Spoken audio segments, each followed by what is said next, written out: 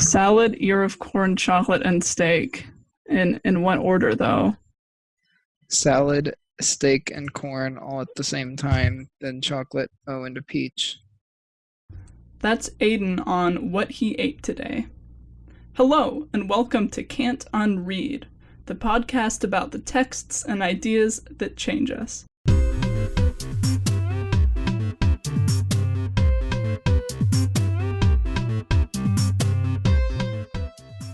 My name is Rosie Pasqualini, and I'm joined by my dear friend Aidan Paradis today to talk about an article called The Best Books on the Politics of Information. It's an interview by Sophie Rowell with the Irish political scientist Henry Farrell. It's from the website 5 Books, where cool people recommend books related to their areas of expertise. Aidan has an interest in economics, and I'm currently volunteering for a political organization. We thought we would tackle this piece because it unites these two topics, economics and politics, through the study of information. These are two sides of distributing resources. Politics is practically ubiquitous in deciding the distribution of resources, and so are markets. Today, Aidan and I are going to take a look at the relationship between politics and economics, and how this relationship is mediated by the distribution of information. In order to do that, we're gonna dive deep into some of everyone's favorite subjects, including light bulbs, deep learning, and communism. For the sake of understanding, we're going to focus on the ideas presented in the 5 Books interview as opposed to the books themselves, but I encourage you to check out the specific books as well. But before we get into all this, here's a message from our sponsor, me, of course. That's right, it's your boy. I'm always looking for interesting people to discuss interesting readings with. If you want to be on the show, go to can'tunread.com and click on the banner at the top. Fill out the form to let me know what you like to think about, and we'll pick something to read together. I look forward to dissecting your brain.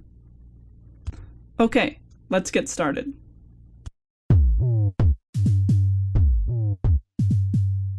All right, Aidan, let's do it. How are you today? I'm doing all right. Cool. As I said, I've got a bit of a stomach ache, but my passion for conversation transcends. You were extremely excited to do this reading, and that made me happy. Why were you so excited about this? What aspects of it were most interesting to you? It overlaps with a lot of personal interests of mine. I like discussions about markets and alternative to markets, and in particular, how to modify markets to make for better outcomes. In his interview with Rowell, Farrell proposes a series of books to help build a hypothetical curriculum about information and information politics. He says that, quote, "If we are to understand how politics and markets work at the moment, we need to pay attention to how algorithms work and how the economy is being remade from the ground up by these new forms of information processing." He's asking, how have advances in our ability to process and share information changed our political systems and the way our economies work, specifically our markets? To start to understand this, let's get clear on what markets are and what they're for. Do you think you could give us a very broad overview of what markets are and how they work, which I know is a large question, but what is economics? How do economy? So you prepped me for this, and I did. And I've been thinking about it today. So economics is not just the study of markets, and that's a crucial thing that comes up over and over in this piece. My favorite definition of economics is that it's the study of the distribution of limited resources, which is all resources because we live in a finite universe. The more abstract definition I've seen is it's the study of the movement of things in a medium. I don't really like that. That is very broad. Yeah. But I can see how it works. You can think of it as the study of trade. It is how it usually gets used, is in terms of trade between people. But the tools that do that can be used for things quite different from trade. So I think that the best way to think of it is it's an answer to the question of how do we move and distribute resources. And so it overlaps with politics in a way, and that hence the title of this piece. Politics is among humans concerned with the same thing. Who has the authority to determine who gets what? It's often said that the price of anything is whatever people are willing to pay. But that's not completely true. The price of something is a product of what people are willing to pay, the most that the buyer is willing to pay, in concert with the least thing to not use the words pay. So are we just defining market here as the arena where people buy and sell things? That's pretty close to the dictionary definition, yes. But for a market to be a force of efficiency in resource distribution, you have to have two people in competition with each other, two people either trying to buy the same thing or trying to sell the same thing. Because without that, then what you get is either the least that the seller will accept or the most that the buyer will accept, probably just determined by, who can bully the other person the most. But when you have a second person there willing to say to tell the seller, I will pay more, or to tell a buyer, I will charge you less, it immediately forces the two parties to, they can't trick the other person, right? They can't trick the person who's buying and selling from them. The highest buying price or the lowest selling price, depending on whether they're the buyer or the seller. And ideally, you're going to have at least two people on both sides. And so they will meet in the middle at a price which reflects the actual value of the thing. What's important about a market system, both for Farrell and for Aidan, is that through the interactions between buyers and sellers that determine what people are and aren't willing to pay for things, there's an inherent calculation of social value, e.g., as Aidan says, a meeting in the middle at a price which reflects the value of a particular good in a particular social system. And this meeting in the middle is a type of information processing. This idea of information processing is the focus of Charles Lindblom, one of the authors mentioned, in his book about the market system, which, shockingly to all, is entitled The Market System. Do you think you can talk about why he is relating information politics to the markets? My first intuition would be that, again, these are two sides of distributing resources. Politics is perhaps not a necessary part of distributing resources, but it is practically ubiquitous in deciding the distribution of resources. And so are markets. How are political systems and market systems similar? As Aidan says, both determine the distribution of resources, politics through legislature, and markets through the finely tuned, though still faulty, ascription of monetary and social value to goods. One of the books that Farrell brings up is a novel called Red Plenty. Farrell describes its premise thusly. Quote, "So it begins with a mathematician, Leonid Kantorovich, who has this wonderful insight when he's sitting in a tram. It's a beautifully designed scene describing how Kantorovich is stuffed into a tram with all these smelly, sweaty human beings. He thinks about the ways these human beings can somehow magically coordinate themselves so that they all get on and off the tram at the same time. This is the beginning of the notion of linear programming, of how you can take a complex system of variables that looks like it doesn't have any obvious solution and figure out ways to optimize it." Now, Leonid Kantorovich was a real person, and, as Farrell mentions, the only Soviet to win the Nobel Prize in economics. What Spufford is doing in his novel Red Plenty is retelling the story of what's called the socialist calculation debate, essentially as it happened in real life. Aidan described the socialist calculation debate to me like this.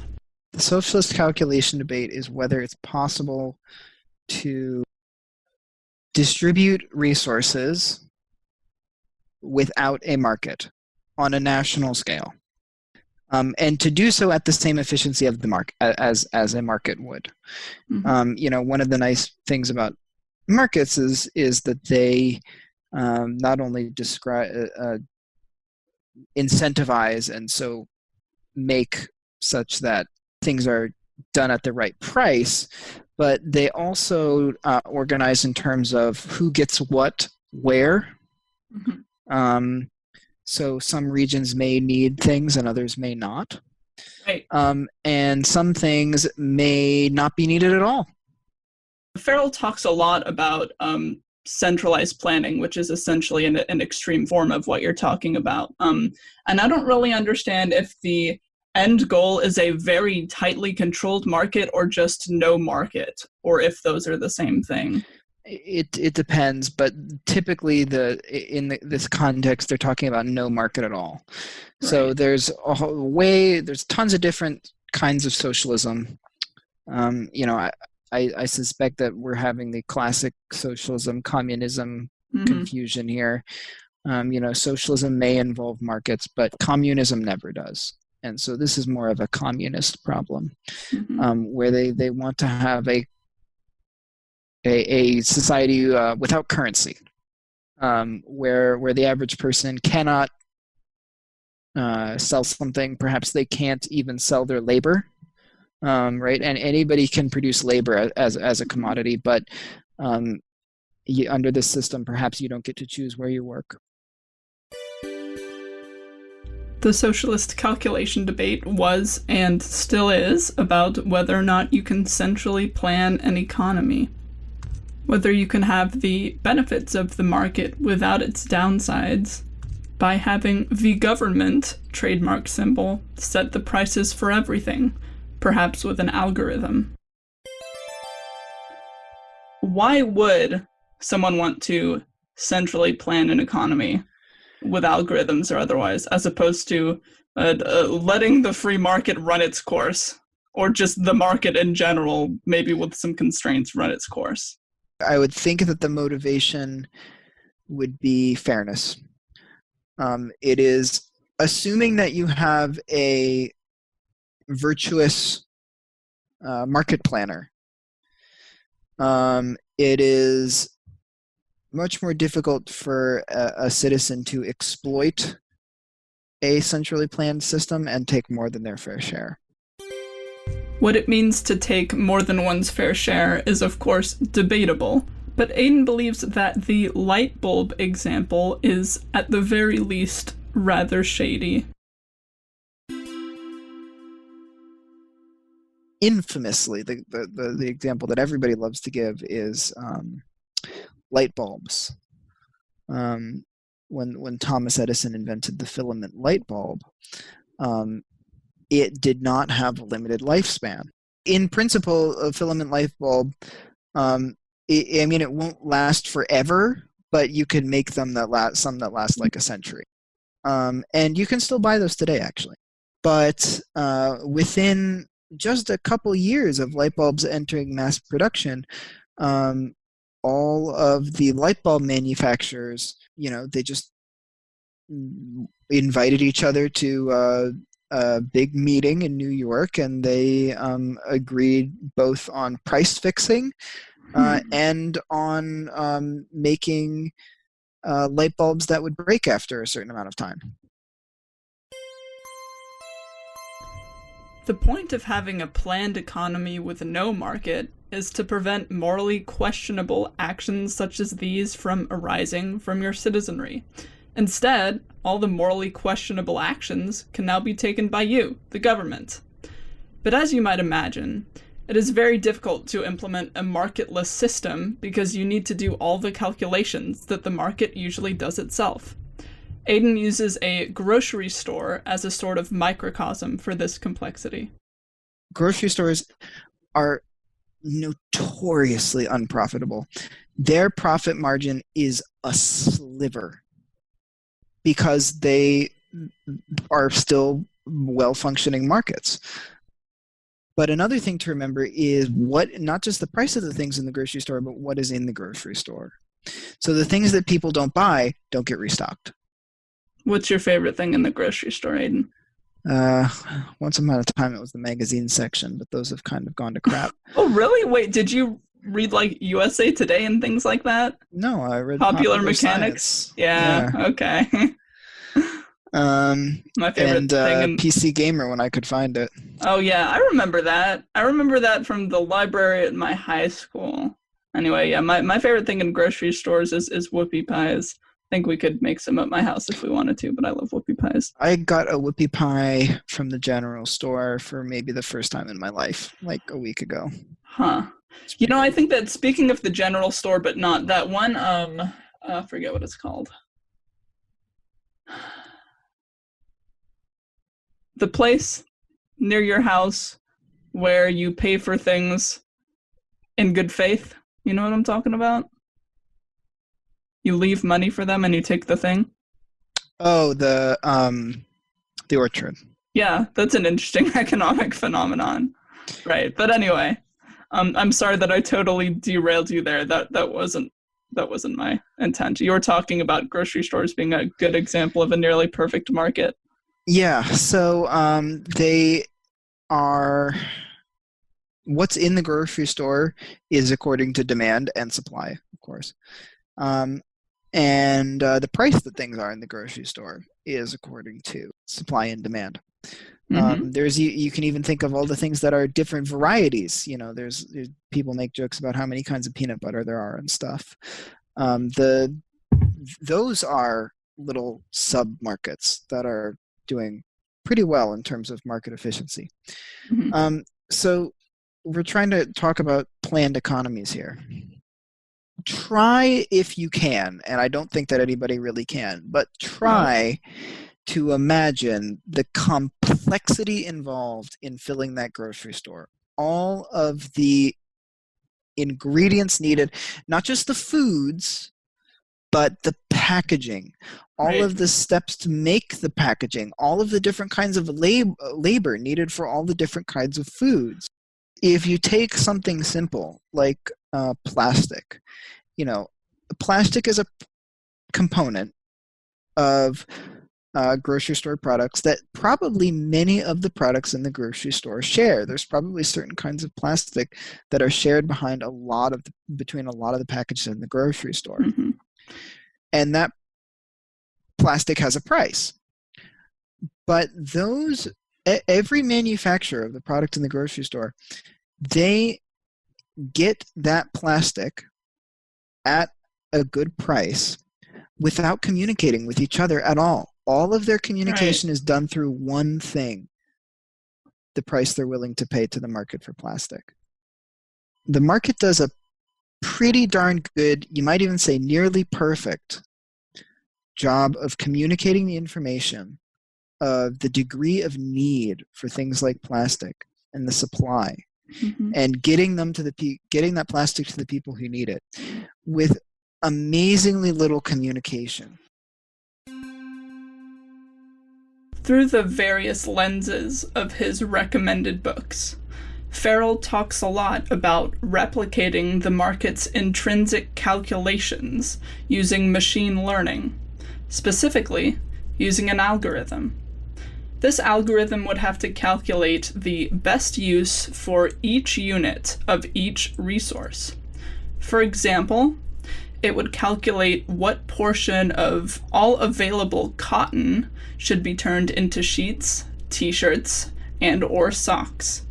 It would calculate where to distribute those sheets, t-shirts, and socks. And it would do this calculation for every single resource, adjusted for the availability of those resources and the places where they were needed. The difficulty of creating an algorithm that distributes resources at a large scale might not be intuitively obvious. After all, we've had plenty of advances in machine learning recently. Deep learning really only became a thing about 15 years ago. Deep learning is a form of cognition-like processing that involves multiple layers of algorithms or procedures. For example, in a program that is identifying an image, one layer might detect edges, the next layer might detect certain groups of edges, and so on and so forth, until the program is able to say, yes, that is a picture of someone looking mortified because they forgot they had their mask on and tried to eat a sandwich. In terms of real-life applications, you may remember IBM's Watson from that one time it beat everyone at Jeopardy, causing learned people everywhere to question their ontological value. You may also be aware that its natural language abilities generally flopped when applied to the task of giving advice for cancer treatment, causing IBM to question its oncological value.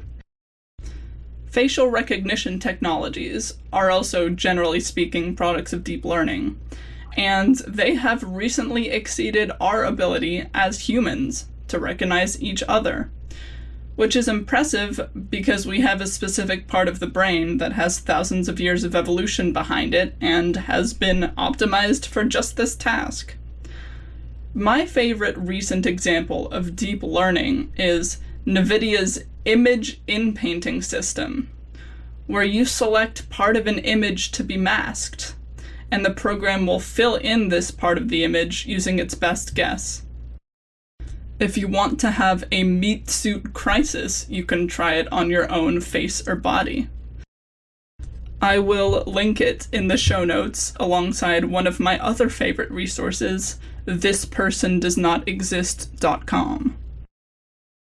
Despite its shortcomings, the fact that machine learning can complete an image pixel by pixel in a way that is often indistinguishable from reality does make it feel like it's on track to do pretty much anything we want it to. So, what's the main challenge in algorithming our way to a more equitable economy? Here's what Aidan has to say. Some people think, based on what I read, that centralized planning of the economy might be possible because of machine learning. And I think you had a slightly different response to this in the reading, but what I gathered was that Farrell doesn't agree with this. What do you think? Do you have an opinion on this? We really like it when machine and algorithms can, or machine learning systems can, look through 10,000 things and find an answer. But one of the things in that piece that I was talking about is that at the time of the Soviet Union, the people whose job it was to do the central planning estimated that there were 100 million economic entities in the Soviet Union. What do you mean by entities? It Like means points that needs to be considered? yes. So it Huh. means the number of products that the Soviet Union produces and consumes, Hmm. and the number of people who can produce labor, and the number of things like time, energy, space on a machine, Hmm. that sort of stuff.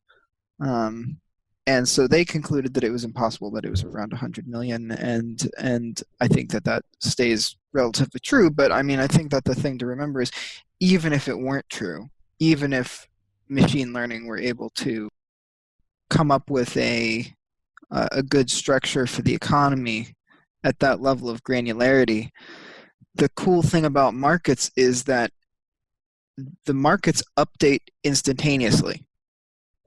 Whenever a little change happens, it's reflected throughout the whole system pretty Hmm. quickly. So you would need to come up with a system of machine learning that wasn't just good enough to produce an answer, but good enough to produce an answer so fast that it can that its speed can that it's the speed that it can respond to changes is competitive. How fast is fast? Aidan thinks gas is a salient example here. A gas is often listed down to the 10,000th of a dollar. I don't have any coins in my wallet for a hundredth of a penny. But markets are so efficient, especially with information technology today, Hmm. that we can change the prices of things that finely, even while the gas is being pumped. In addition to issues with efficiency and the sheer magnitude of the information at stake here, something to consider when using an algorithm in this way is the somewhat controversial issue of machine learning bias. What puts people off about using the word bias to describe machine learning is that the term bias implies a deviation from a state of objectivity. I can objectively know that two candidates are equally good for a job, but might be biased toward a particular person because they are wearing a shirt with "pushing the cat" on it. This is a clear example of bias because there's a standard of objectivity that I'm missing on account of my unbridled adoration of "pushing the cat." But objectivity in terms of an algorithm is a bit more tricky. Here's an example. A lot of people believe that the YouTube recommended algorithm puts people at risk for radicalization because its suggestions become more extreme, as one article in The Conversation describes it, as you go on. The relatively benign example that they use is that if you watch videos about jogging and click from recommendation to recommendation, you're probably going to end up watching videos about marathons and then ultramarathons. Why? Well, it's because the algorithm is doing exactly what it's supposed to do.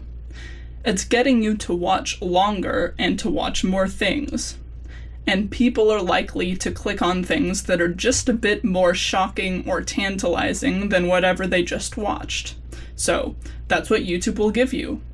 Of course, this means that people who don't inhale clickbait, aka better people than me, will still be served clickbait material.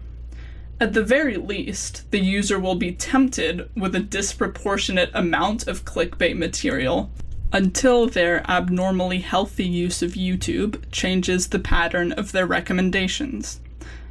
And that's where you might argue that the bias comes in, as what's served is partially tailored to an individual's tastes, but also to a prediction of those tastes. That prediction reflects an average, specifically an average propensity to consume content with increasing degrees of shock value. So, can an algorithm display bias like a human can? Not exactly. In the case of the YouTube algorithm, we might say that it's not biased enough. It works better than we want it to, eschewing certain standards of media consumption in order to rack up the views. We didn't know those standards needed to be instituted until we realized we were all collectively beneath them. The real bias is in the consumer, but it is perpetuated by the algorithm. A similar sort of issue might occur in an algorithm used for central planning. We may omit certain variables or give too much weight to variables that don't matter very much.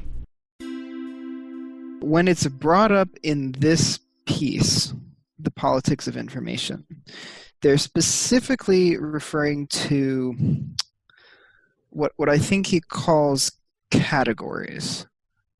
So like category reinforcement.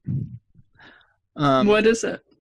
It's like, imagine that you had an algorithm or a machine learning system that you were trying to teach to recognize bone fractures in X-rays, which is something that machine learning is used for. And you give it two sets to sort things into: fracture and non-fracture. And it does a great job on that. But then it turns out that, well,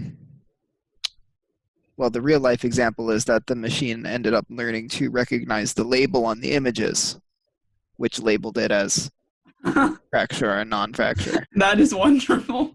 But the more important possibility is that it would turn out that, and this is sort of difficult in this example, but if you could imagine that it turned out that whether or not the bone was fractured actually didn't matter, that it would have been more useful and more important to test for something else in the image.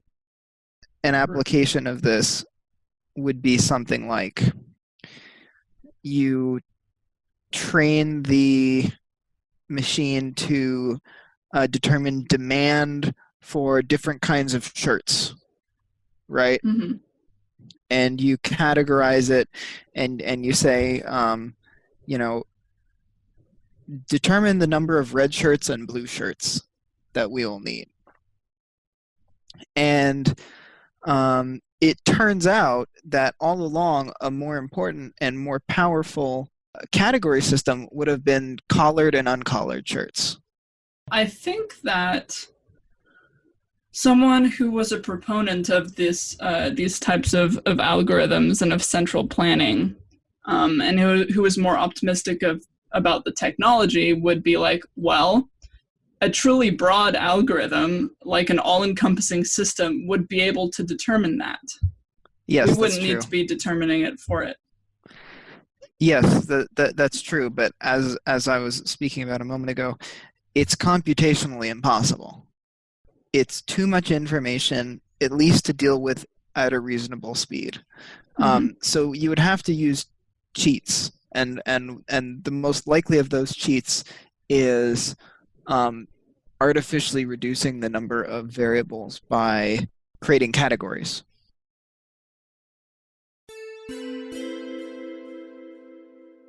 Of course, a machine learning algorithm is different from a static set of variables.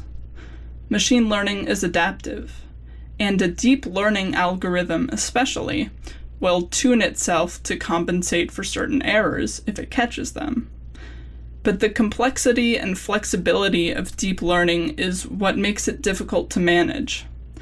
Unlike with the algorithm that fills in an image, an expert might not be able to quickly tell when a central planning algorithm has made a mistake.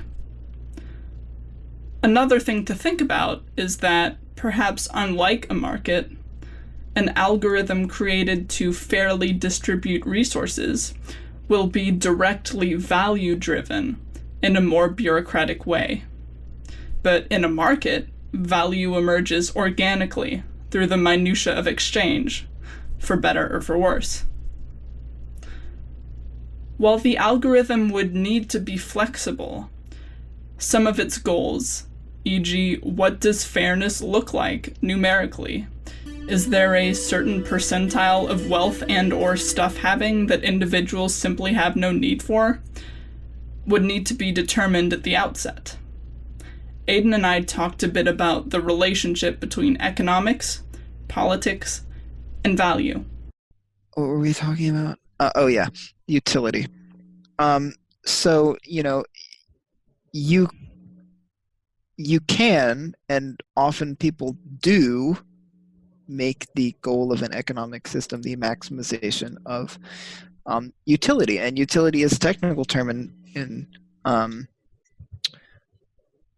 economics, which just refers to the value that a thing has to a person, not with respect to money. It will be expressed in money, but before you can have a transaction in money, there has to be an understanding with each of the individuals as to what the product's utility is to them.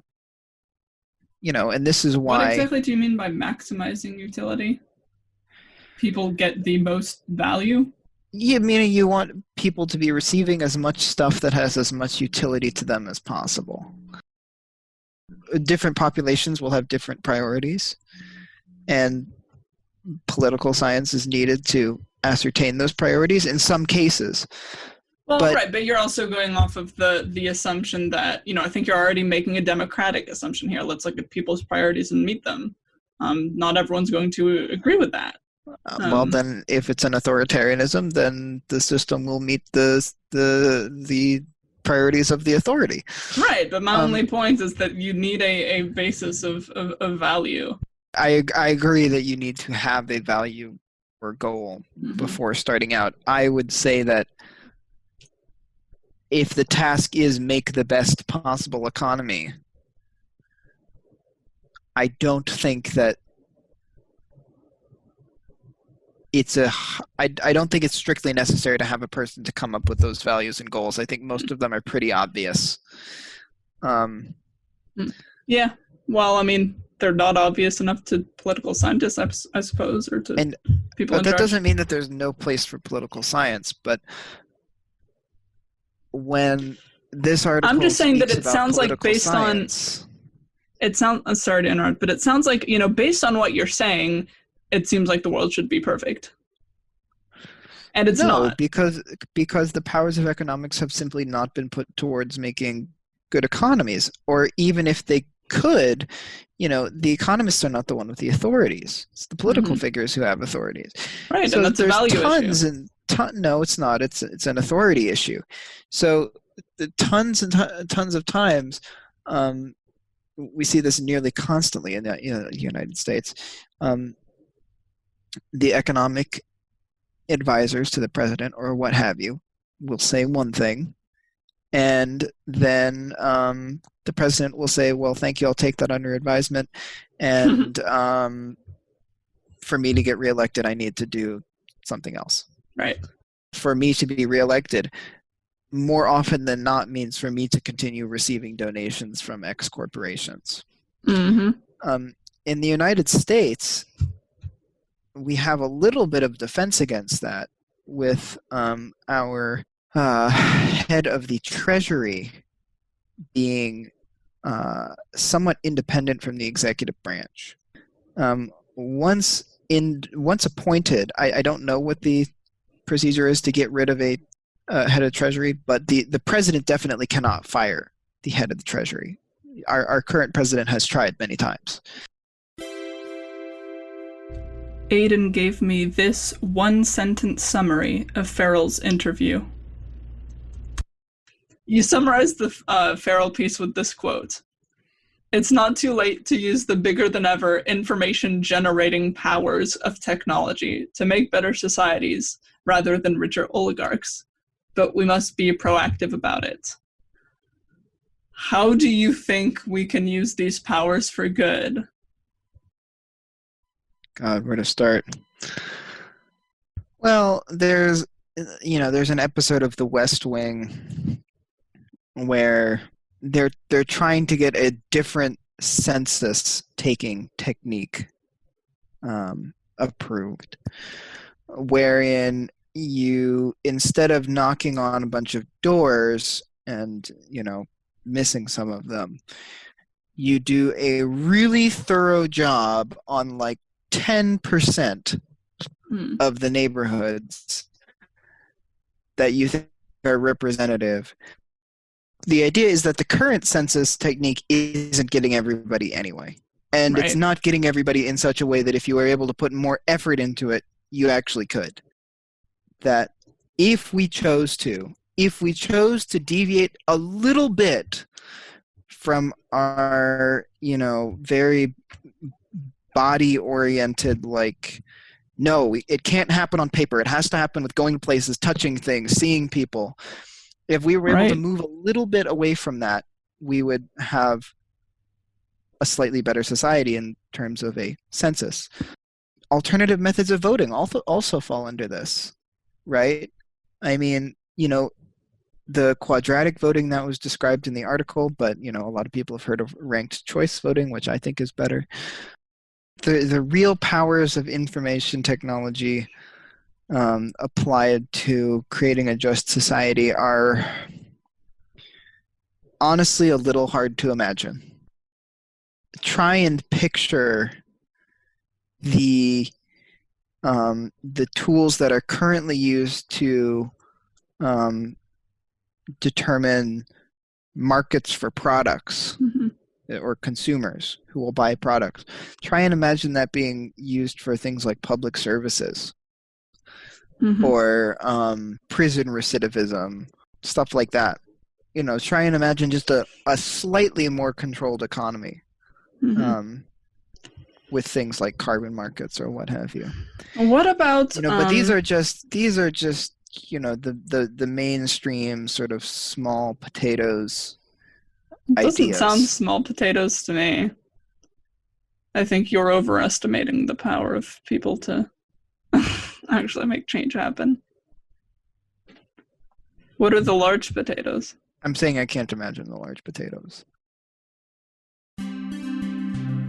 Well, I had fun. Thanks for having me. I had fun too. That was Aidan Paradis on markets, algorithms, and the politics of information. Don't forget to go to can'tunread.com for show notes, including links to the fun programs we mentioned. Join us next time for a surprise episode, e.g., I haven't figured out what will be covered yet. It is going to be awesome, though. I hope you'll tune in. Thanks for listening.